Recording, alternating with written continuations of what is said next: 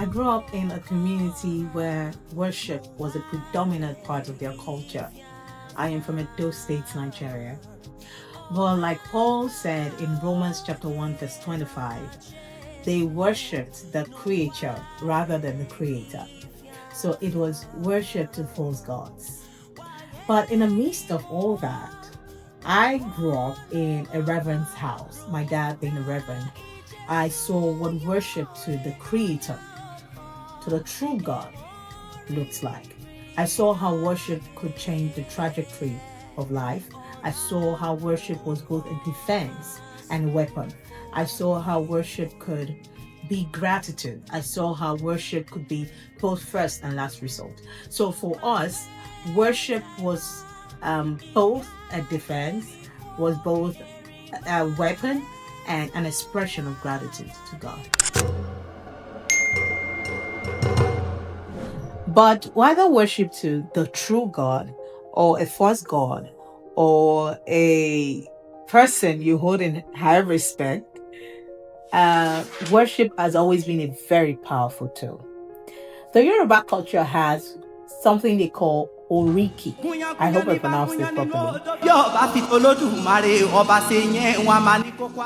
It is where chants of praise and worship is given to a deity or to God or to someone you hold in high respect.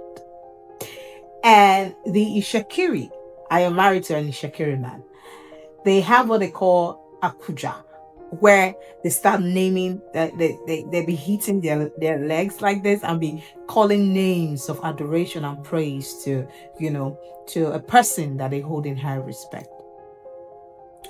Now, worship as a form of thanksgiving and adoration. You see, when the children of Israel crossed the Red Sea, Miriam was so overwhelmed and grateful for God's deliverance that she sang, she wrote a song of worship, and she just kept worshiping, she just kept praising the Lord.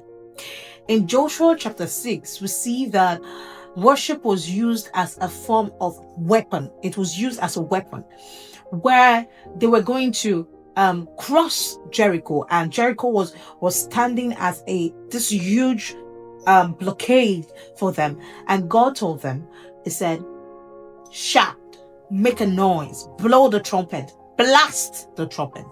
And the more they did it, the more Jericho's foundation weakened. And on the seventh day, when they blasted the trumpet, Jericho came crashing down. So it was a weapon in that instance. And that is why this June, Beauty and Covenant, we are collaborating with Hilltop Choir. I am also a member of Hilltop Choir.